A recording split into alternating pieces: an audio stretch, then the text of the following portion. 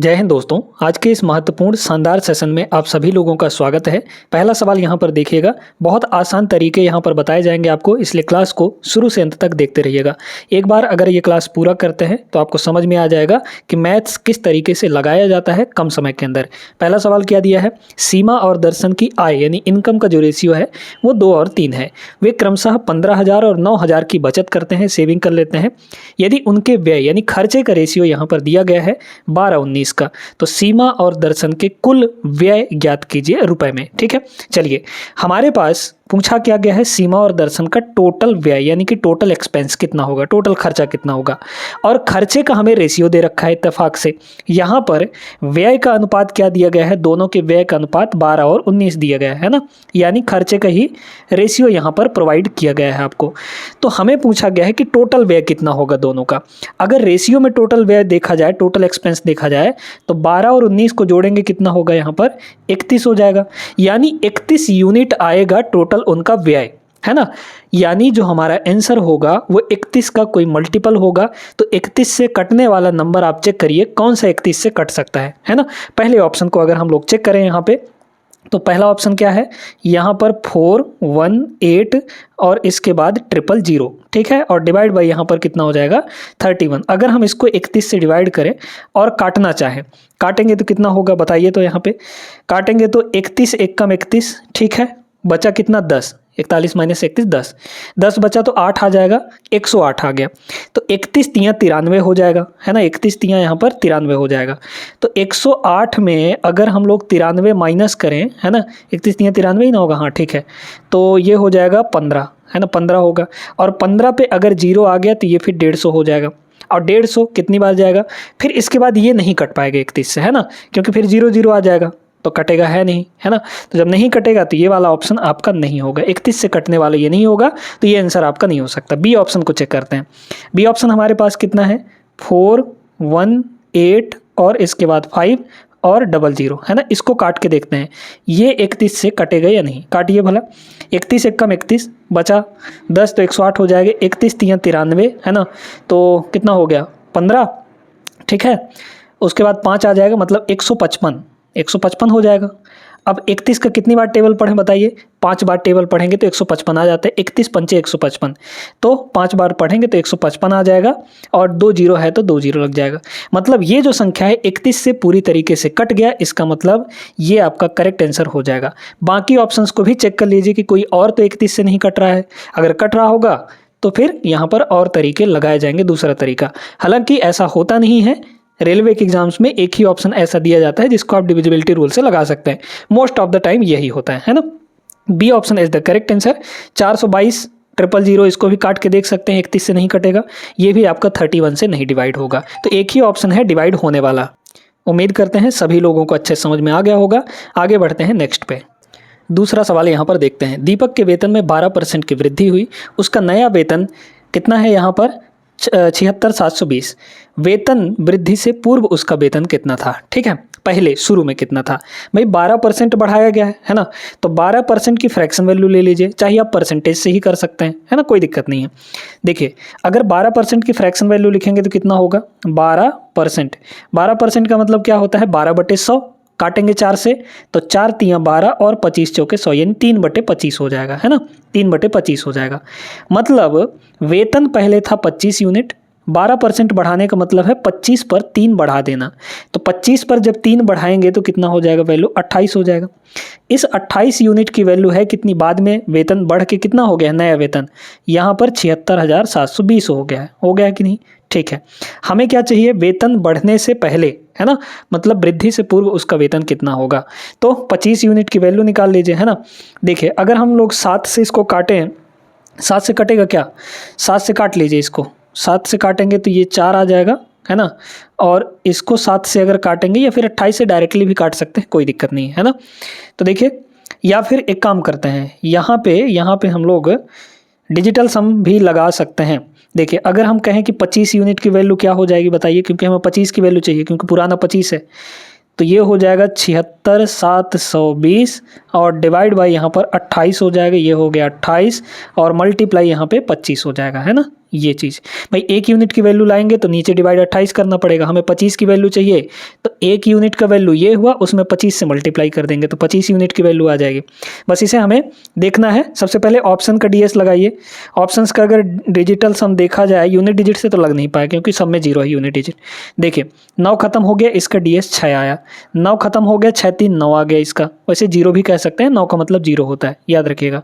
यहाँ 8 6 14, 14 5 19, 19 का मतलब 1 और 9 10 है ना, और 10 का मतलब 1 हो गया। ठीक है, तो ये आ गया भाई। 19 लिखेंगे तो 9 को तो काटना ही पड़ेगा, 9 का मतलब 0 होता है, तो 1 आ गया डीएस। इसको देखिए 8 8 16, 16 5 यहाँ पर 21, 21 और 6 यहाँ पर 27 आ जाएगा। 27 का मतलब यहाँ पर 7 2 9। अब 2 जगह 9 आ रहा है दोस्तों, है ना, 2 जगह है यहाँ पर 9 आ जा रहा है, तो करना पड़ेगा, इसको काटना पड़ेगा। तो काट लीजिए, क्या दिक्कत है। 7 से पहले काटिए, 7 से अगर काटेंगे तो ये 4 आ जाएगा, और ऊपर वाले को 7 से काटिए, 7 एकम 7, फिर 0 है ना, फिर यहाँ 67, तो 7 9 63, 4 बचा, 7 छक्के 42 है ना, 7 छक्के यहाँ पर 42 और 0 आ जाएगा। 7 से काटने पे आया, 4 से और काट लीजिए। 4 से अगर हम लोग काटेंगे इसको तो 4 से काटेंगे कितना हो जाएगा यहाँ पर 4 दूना 8, ठीक है, बचा 2 तो 29, तो 4 सत्ते 28, 1 बचा, 4 चौके 16, कट गया। मल्टीप्लाई यहाँ पर 25 करना पड़ेगा, तो 25, एक तो 0 आएगा ही आएगा, 25 चौके 100 यानी 2 ठो 0 होंगे, 1 बचा, 25 सत्ते 175, 175 और 10, 175 और 10 185 यानी कि 500 आएगा लास्ट में। 500 कहाँ है, ऑप्शन नंबर बी में, ये आपका करेक्ट आंसर हो जाएगा। ठीक है, आप चाहें तो यहाँ पे अब देखिए डिजिटल सम थोड़ा सा लगा के देख लेते, क्या पता यही वाला आ जाता, है ना, तो फिर यहाँ पे आसान हो जाता हमारा काम। उम्मीद करते हैं समझ में आ गया होगा कैसे करना है इसको। आगे चलिए नेक्स्ट पे, थर्ड क्वेश्चन देखते हैं। जनवरी में अरुण के वेतन में 20% की वृद्धि हुई और नवंबर के महीने में उसके वेतन में फिर से 35% की वृद्धि हुई। उसके वेतन में टोटल कुल प्रतिशत वृद्धि कितनी होगी, है ना। सक्सेसिव इंक्रीमेंट हो रहा है तो सक्सेसिव को फार्मूला लगा लेंगे हम लोग, है ना। सक्सेसिव का फार्मूला क्या होता है, a + b + ab अपॉन 100, यही होता है ना, बस वही फार्मूला लगा लीजिए। क्या होता है फार्मूला, फार्मूला पहले यहाँ पे लिख देते हैं, a प्लस यहाँ पर b और प्लस ab अपॉन 100। a का मतलब पहला चेंज, बी का मतलब दूसरा चेंज, है ना, तो रख लीजिए यहाँ पे कितना हो जाएगा, ए का मतलब पहला चेंज यानी कि 20%। बढ़ने को हम लोग पॉजिटिव में लिखेंगे, अगर घटना भी होता तो उसको नेगेटिव में लिखते हैं, है ना। भाई 20% की वृद्धि का मतलब 20% प्लस हो रहा है, यहाँ भी 35% की वृद्धि है यानी कि 35% प्लस हो रहा है, तो प्लस में ही रखेंगे। अगर कहीं पे घटना होता, कमी होता तो वहाँ पे नेगेटिव वैल्यू रखते उसको, है ना। देखिए तो फिर से कितना बढ़ा, 35%, यानी बी की वैल्यू कितनी हो जाएगी, प्लस का 35 यहाँ पे हो गया, है ना, और इसके बाद प्लस, क्योंकि ये दोनों प्लस में है तो मल्टीप्लाई करेंगे तो प्लस में ही आएगा। भाई देखिए ना, यहाँ पे एक ठो प्लस का 20% है चेंज, और दूसरा है हमारा यहाँ पर प्लस का 35%। अगर इनमें से एक भी नेगेटिव होता तो दोनों को मल्टीप्लाई करने पे यहाँ वैल्यू नेगेटिव आ जाती। क्लियर हो गई बात, ठीक है। इन दोनों को मल्टीप्लाई करिए, 35 दूना कितना होगा 70, 70/100, सॉरी 35 दूना 70 और 0 700, 700 डिवाइड बाई 100 हो जाएगा, और 700 को 100 से डिवाइड करेंगे तो सिर्फ यहाँ पर 7% बचेगा, है ना।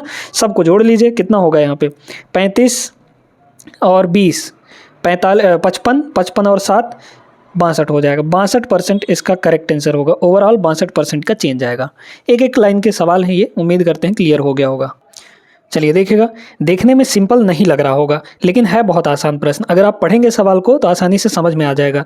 सुरेश अपनी इनकम का 30% पेट्रोल पर खर्चा करता है, शेष जो बचा उसका 1/4 घर के किराए पर खर्चा किया, और जो बचा लास्ट में उसको भोजन पर खर्च करता है।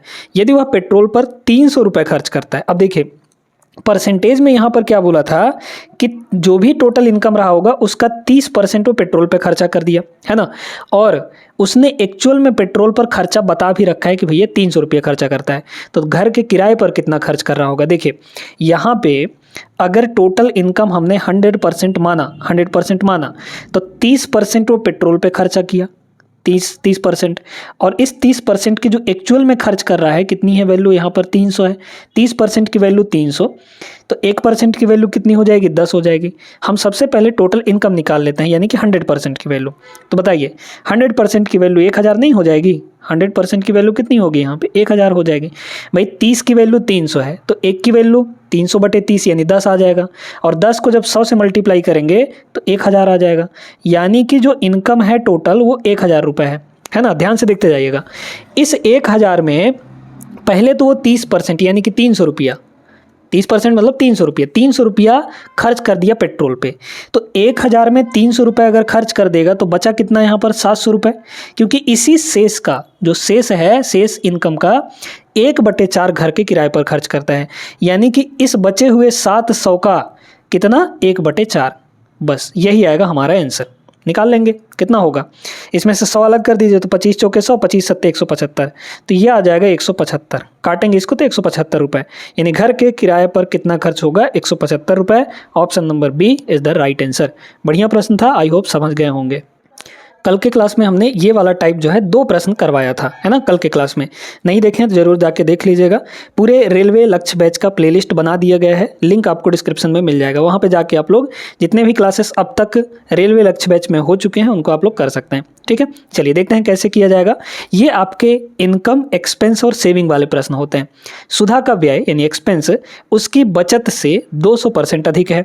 यदि उसके व्यय में 6% की कमी होती है और बचत में 26% की वृद्धि होती है तो उसकी आय में कितने प्रतिशत की वृद्धि होगी। ठीक है, देखिए क्या होता है ना कि यहाँ पर जो एक्सपेंस प्लस सेविंग होता है, एक्सपेंस प्लस यहाँ पर सेविंग, ये दोनों मिलकर क्या बनेगा, इनकम बनेगा, है ना भाई। इनकम को 2 ही तरीके से खर्चा किया जा सकता है, एक एक्सपेंस में जाएगा और दूसरा सेविंग में जाएगा, है ना, तो 2 पार्ट में डिवाइड हो जाता है।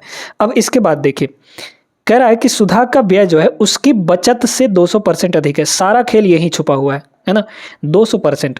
अगर हम 200% की फ्रैक्शन वैल्यू निकालें तो 200/100 होगा, यानी 2/1 होगा। 200/100 यानी 2/1।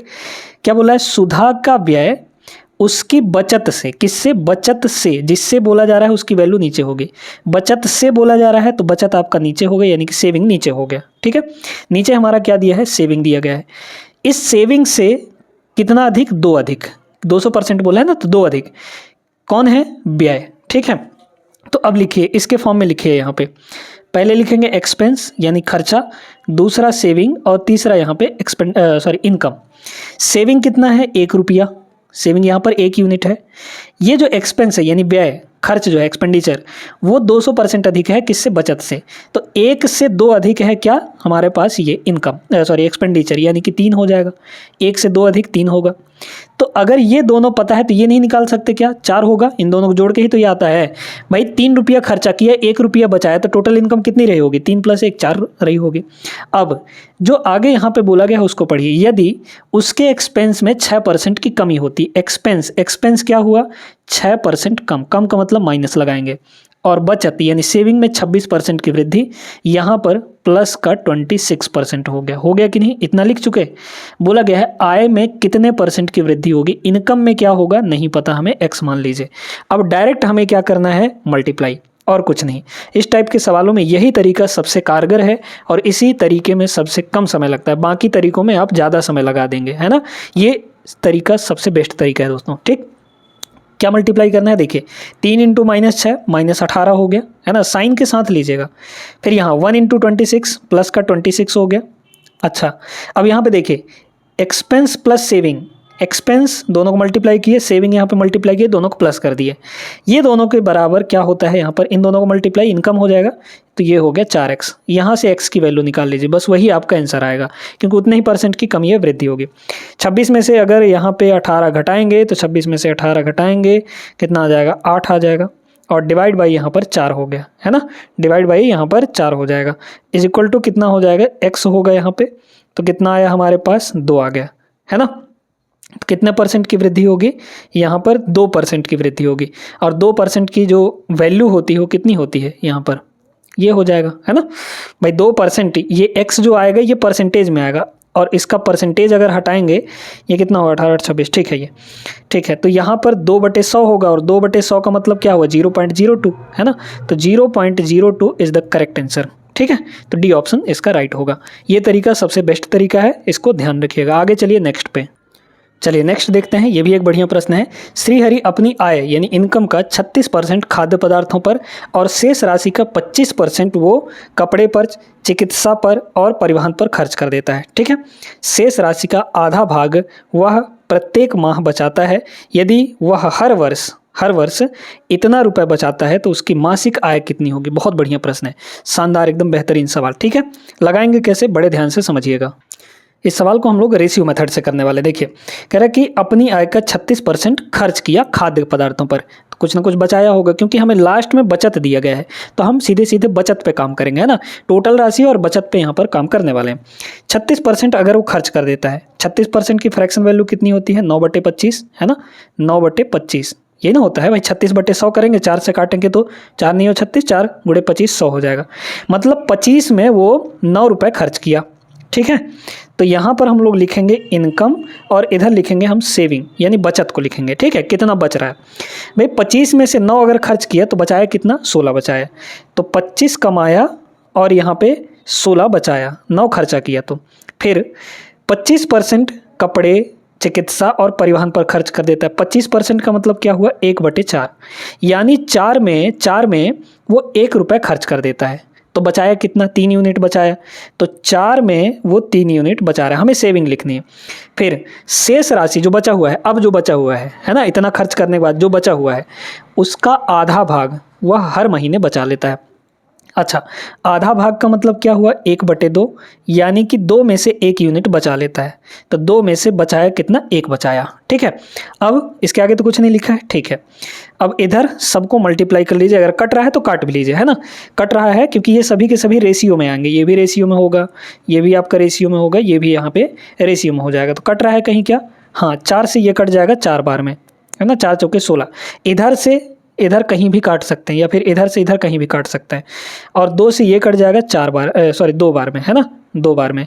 अब तो कोई नहीं कट रहा है, नहीं कट रहा है, तो नहीं कट रहा है तो इधर कितना आ गया, 25 आ गया, है ना। इधर आओ तो कुछ बचा नहीं है, नहीं तो सबको मल्टीप्लाई करना पड़ता। फिर इधर 2 × 3 6, 6 कम 6 आ जाएगा, यानी कि टोटल 25 यूनिट में से उसने 6 यूनिट सेव किया, यानी बचाया हर महीने। अब ये जो वैल्यू आपको दी गई है ये हर साल का है, लेकिन हमें यहाँ पे क्या चाहिए, मासिक चाहिए, यानी महीने का चाहिए।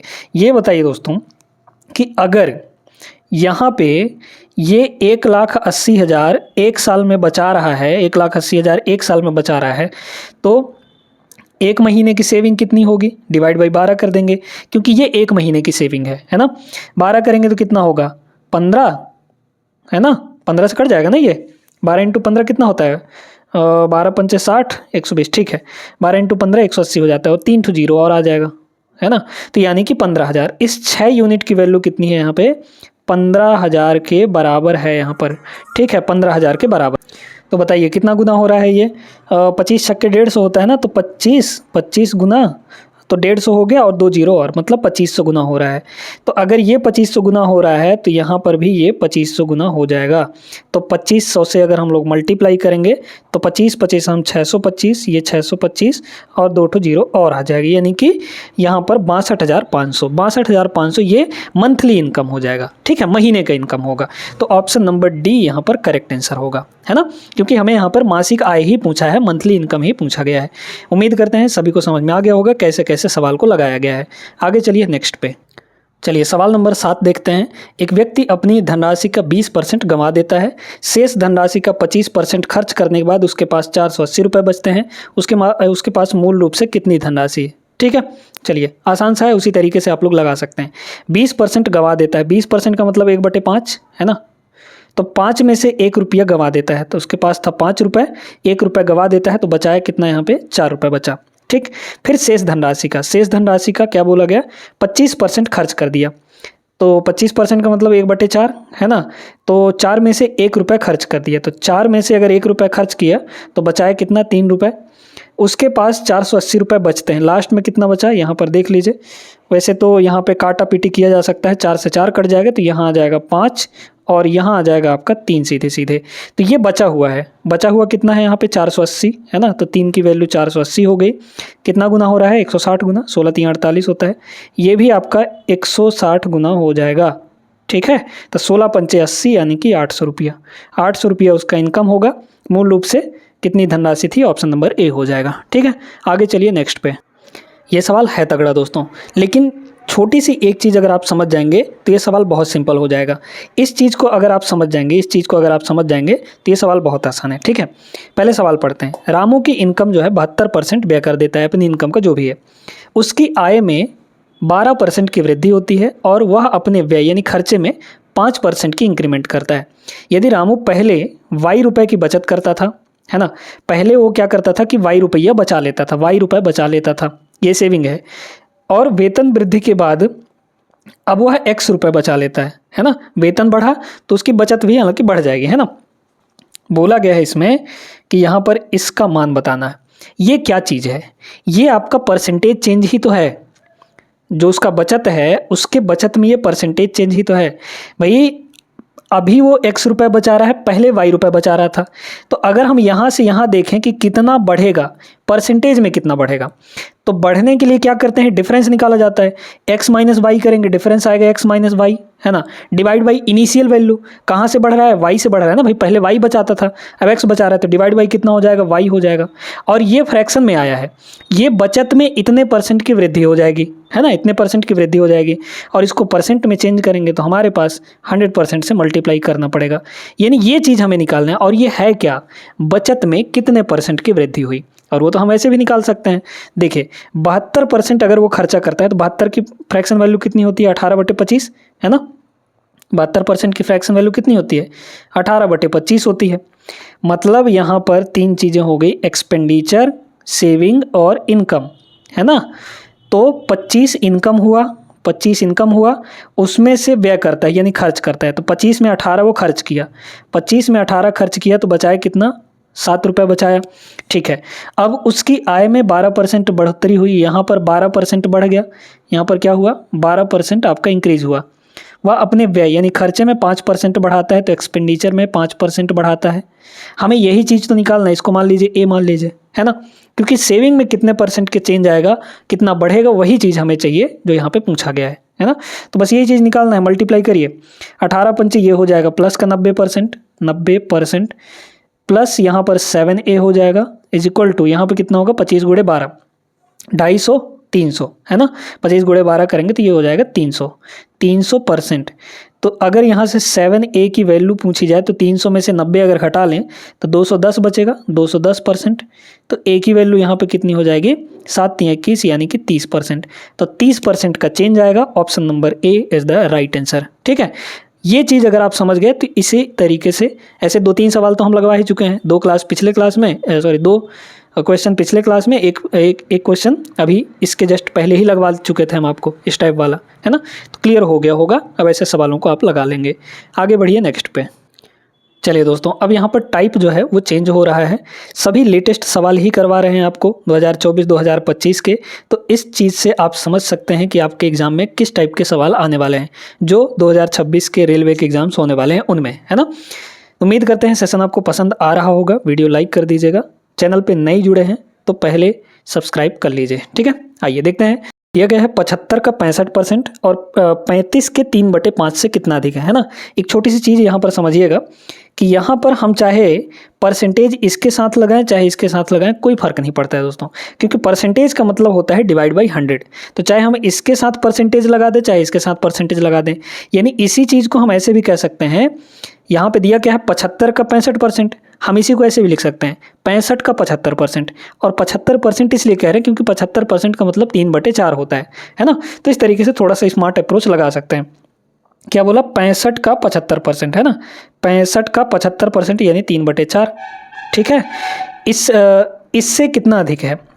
किससे? 5 से इसको काटेंगे तो ये 7 हो जाएगा, 7 यहाँ पर 21 हो गया। तो मतलब 21 से ये कितना ज़्यादा है? अब इसको देखिए, इसको अगर हम लोग देखें तो यहाँ पर मल्टीप्लाई करिए, डिवाइड करिए, डिवाइड बाई 4 करिए। पहले मल्टीप्लाई करते हैं तो 5 × 15, है ना। 65 × कितना होगा? 195। ठीक है, 195 और डिवाइड बाई यहाँ पर 4 हो जाएगा। 4 से इसको डिवाइड करिए, 4 चौके 16। ठीक है, 4 चौके 16 बचा 4 नहीं 3, तो 35 हो गया। तो 4 अट्ठे 32, है ना।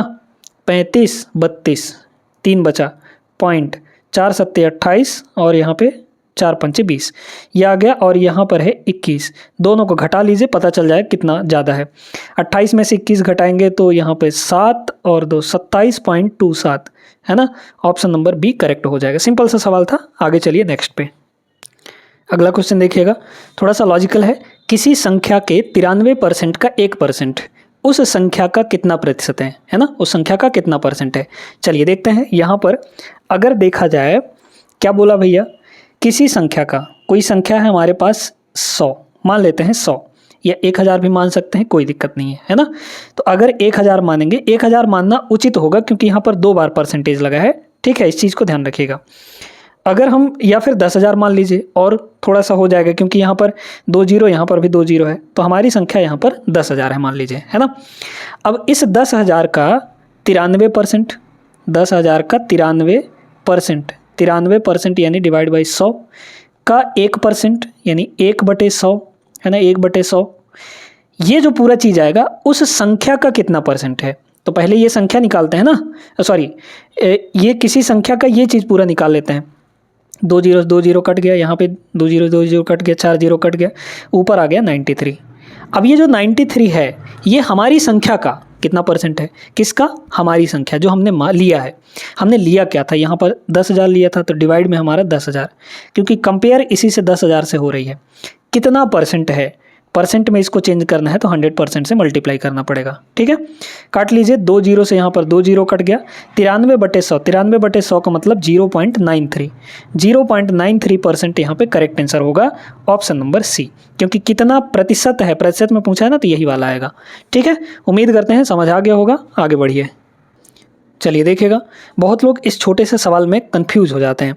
ए का वेतन बी से 12% अधिक है, तो बी का वेतन ए से कितने प्रतिशत कम होगा, है ना। कुछ लोग कहेंगे भैया ए का वेतन बी से 12% अधिक है तो ए का वेतन बी से 12% कम होगा, जबकि गलत है ऐसा, है ना, ऐसा नहीं होता है। देखिए, ए का वेतन बी से, है ना, तो यहाँ पर लिखिए ए और यहाँ पर लिखिए बी, ठीक है। 12% दिया है तो इसको फ्रैक्शन में बदल लीजिए, 3/25 होगा, है ना। 4 3 12, 1 सेकेंड, 12% ना 4/25 होगा। आई कितना होगा, 1/4 होता है ना, 1/4 भाई, 4% की वैल्यू 1/25, तो 4 3 12, 3/25 होगा, ठीक है, 3/25 हो जाएगा, है ना। 3/25 मतलब 25 से कितना अधिक है, 3 अधिक है। 25 से यानी बी से बोला है तो बी की वैल्यू नीचे 25, 25 से कौन अधिक है, ए, कितना अधिक है, 25 से 3 अधिक है यानी कि 28। अब हमें बोला गया है कि बी का वेतन ए से कितना कम है, क्योंकि अब कंपैरिजन किससे हो रही है, ए से हो रही है, तो जिससे कंपैरिजन होती है उसकी वैल्यू नीचे रहती है। देखिए कितना कम हो रहा है यहाँ पे, बी का वेतन 3 कम हो रहा है, किस से, 28 से, तो यहाँ पर हो गया 28, है ना। और इसको हमें कन्वर्ट करना है परसेंटेज में, 100% से मल्टीप्लाई कर लीजिए, है ना।